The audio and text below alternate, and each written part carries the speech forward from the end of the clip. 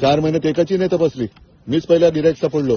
नाही साहेब, असं काही नाही. तुमची बॅग नाही, माझी तपासा तुम्ही. मी तपासायला अडवत नाही तुम्हाला, साहेब पण माझी एक बॅग तपासताना तुम्ही आतापर्यंत बिंद्याची तपासली का? उघडा ना.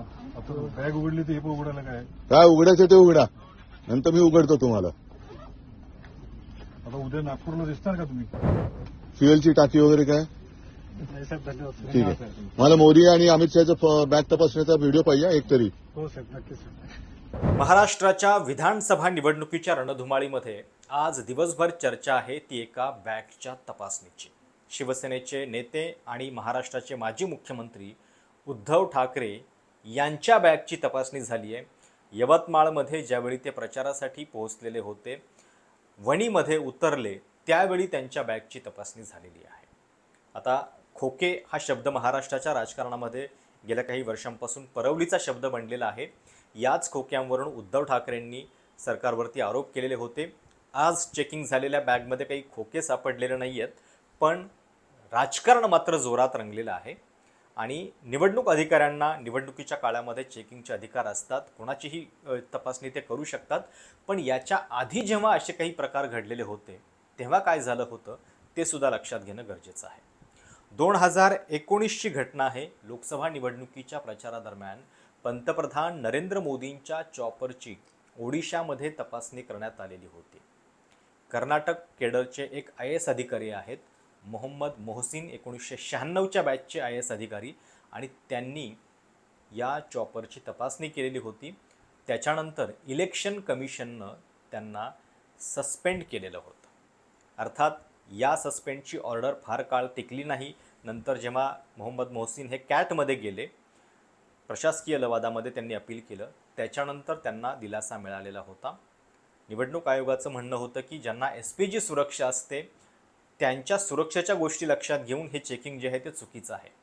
पण कॅटच्या ऑर्डरमध्ये होतं की निवडणुकीच्या काळामध्ये त्यांच्या सुरक्षेचे प्रोटोकॉल सांभाळून सुद्धा चेकिंग होऊ शकतं, आणि तसं झालं असेल तर त्याला हरकत नाही आहे. काँग्रेसनं सुद्धा त्यावेळी सांगितलेलं होतं की ऑफिशियल व्हेकल ज्या तपासण्याचे अधिकार आहेत त्याच्यामध्ये पंतप्रधानांच्या व्हेकलला सुद्धा कुठलीही सूट नाही आहे. मोहम्मद मोहसिन यांचं मी प्रोफाईल चेक करत होतो. कर्नाटक केडरचे अधिकारी आहेत आणि आता तिथं एका खात्याचे प्रिन्सिपल सेक्रेटरी म्हणून ते कार्यरत आहेत. हा विषय झाला पंतप्रधान मोदींच्या चॉपरचा. आज चेकिंग जेव्हा झालं तेव्हा उद्धव ठाकरे जे सांगत होते त्याच्यामध्ये नेमकं काय घडले ते आधी आपण बघूयात. वणीमध्ये ज्यावेळी ते पोहोचले त्यावेळी त्यांच्या बॅगची तपासणी करण्यात आली, आणि जो व्यक्ती ही तपासणी करत होता त्याला त्यांनी विचारलं की याच्या आधी कोणाची तपासणी केलेली आहे का? त्यावर त्याचं उत्तर होतं की 4च महिने झालेत मी हे काम करतोय.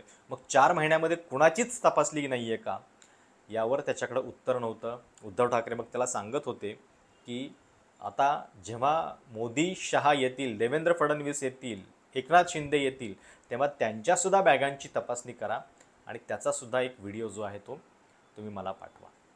व्यवस्थित ऐका की नेमकं उद्धव ठाकरे ज्यावेळी त्यांच्या बॅगची तपासणी होत होती तेव्हा ते काय म्हणत होते, काय बोलत होते, आणि तो प्रसंग नेमका काय आहे. काय नाव तुमचं? माझं अमोल राखे नाव आहे साहेब. कुठे राहणार आहे? मी मूळचा अमरावतीचा. अमरावतीचा. जी साहेब. ठीक आहे. आणि वणी संस्थेचा. कोणाकोणाच्या तरुण बॅग तपासले? आता जस्ट नाही, माझी तपासता बरोबर आहे. माझ्या आधी कोणाची तपासली? पहिलाच दौरा तुमचा. कोण? हो, माझा पहिला आहे, पण माझ्या आधी कोणत्या राजकीय नेत्याची तपासले? नाही साहेब, 4 महिने झाले मला. 4 महिन्यात एकाची नाही तपासली. मीच पहिला गिराईक सापडलो. नाही साहेब, असं काही नाही. तुमची बॅग नाही, माझी तपासा तुम्ही. मी तपासायला अडवत नाही तुम्हाला, साहेब. पण माझी एक बॅग तपासताना तुम्ही आतापर्यंत बिंद्याची तपासली का? देवेंद्र फडणवीसची तपासली का? अजित पवारची, मोदींची तपासली का? अमित शहाची तपासली? साहेब अद्याप नाही, अद्याप आले नाहीत. नाही आले तर मला तपासलीचा व्हिडिओ पाठवायचा. हो साहेब, नक्की. ठीक आहे. नक्की साहेब. हा, तुमच्या सगळ्यांचं मी करतोय. मोदींची बॅग तपासतानाचा मला तुमचा व्हिडिओ आला पाहिजे. हो साहेब. हा, तिकडे तुम्ही शेपूट नाही घालायची. हा व्हिडिओ मी रिलीज करतोय. ठीक आहे, तपासा बॅग माझी. बॅग रिकवर आहे. धन्यवाद. माझा युरिन पॉट पण तपासा जरा बाजूला. बीच में मत आओ.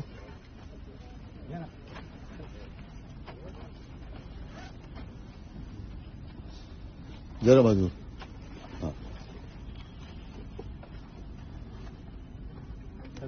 उघडा ना. आता बॅग उघडली तर हे पण उघडायला काय? काय उघडायचं ते उघडा, नंतर मी उघडतो तुम्हाला. आता उद्या नागपूरला दिसणार का तुम्ही? नागपूरला येतात ते? साहेब माझी ड्युटी नाही, तुमची माझी duty पूर्ण बरोबर आहे. मर्यादित आहे. हो. बघा. खालून पण बघा. ते कुठल्या नाही, नोकरी साहेब, देत, धन्यवाद साहेब. कुठल्या शासकीय नोकरी देत बघून घ्या. हा ते पण उघडा उघडा उघडा उघडा.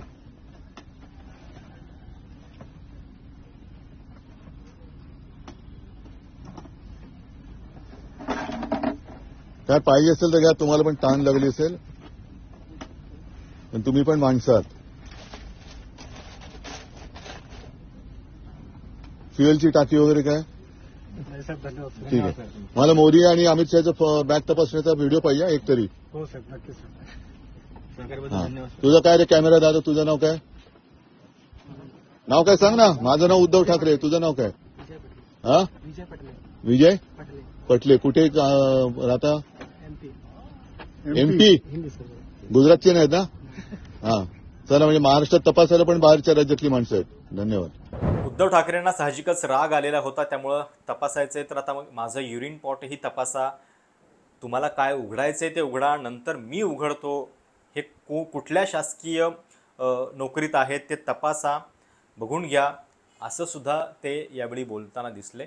त्यांच्यासोबतचे जे व्यक्ती होते ते चेकिंग करताना बॅग तिथं म्हणत होते की मग आता उद्या नागपूरला तुम्ही दिसणार का बॅग चेक करताना, कारण उद्या नागपूरमध्ये भाजपच्या लोकांचे दौरे आहेत.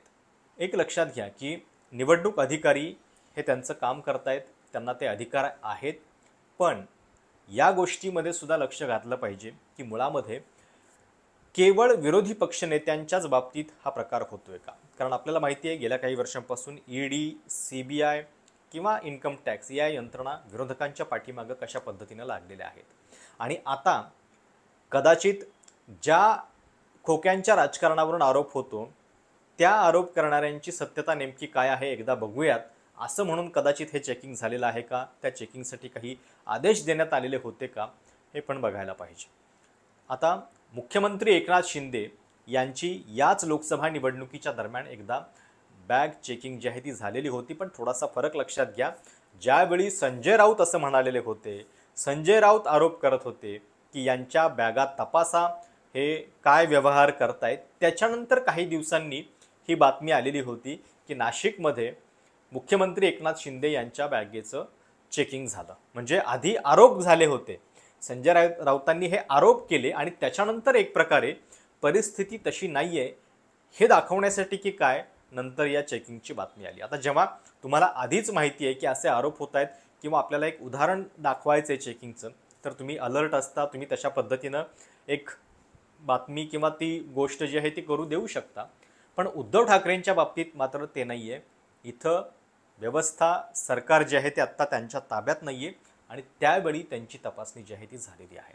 आता या तपासणीवरून 2 वर्ग विभागलेले आहेत. काही लोकांना असं वाटतं की ते त्यांचं काम करतायत, त्यांना करू दिलं पाहिजे, तुम्ही त्यांना इतक्या उद्धटपणे का बोलताय, त्यांच्याशी वर्तन जे आहे ते नीट पाहिजे होतं. मुळात कॅमेरा रेकॉर्डिंग जे आहे ते अशा पद्धतीनं शासकीय काम करताना अलाउड आहे का, तुमच्या काही विधानांमधून त्यांना धमकी दिसतीये, हा सुद्धा काहींचा आरोप आहे. पण दुसरीकडे हे पण लक्षात घ्या की हे प्रकार ज्या पद्धतीनं होत आहेत आणि ज्या वेळी होत आहेत, मी तुम्हाला आधीची 2 उदाहरणं सांगितली, त्याच्यामधला फरकसुद्धा लक्षात घ्या. पंतप्रधान मोदींच्या चॉपरची तपासणी झाल्यानंतर त्या अधिकाऱ्याला सस्पेंड करण्यात आलेलं होतं, त्याची कारणं मी तुम्हाला सांगितली. आता उद्धव ठाकरेंच्या बाबतीत ही तपासणी झालेली आहे. अर्थात ती तपासणी 100% होऊ शकते, निवडणूक अधिकाऱ्यांना ते अधिकार आहेत. पण आपण बघतोय की खेड शिवापूर टोल नाक्यावरती जे घडलेलं होतं, जी कॅश सापडलेली होती, त्याचं पुढं नेमकं काय झालं. ती 5 कोटींची कॅश केवळ कंत्राटदाराची होती का, आणि माझं म्हणणं तर पुढं जाऊन हे आहे की जरी कंत्राटदाराची असेल तरी इतक्या मोठ्या रकमेनं जेव्हा कॅश सापडते तेव्हा त्याचे धागेदोरे शोधणं हे व्यवस्थेचं काम नाही आहे का.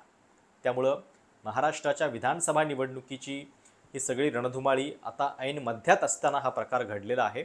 त्याच्यावरून परत आरोप प्रत्यारोप जोरदार होत आहेत. पण आधीच्या घटना, त्याच्यातले फरक आणि आत्ताच्या या बॅग चेकिंगमधला फरक हा नीट लक्षात घेतला पाहिजे. तुम्हाला या सगळ्याबद्दल काय वाटतं, तुमची काय मतं आहेत या बॅग चेकिंगच्या प्रकाराबद्दल कमेंट्समध्ये आवर्जून कळवा. चॅनल सबस्क्राईब करायला विसरू नका. धन्यवाद.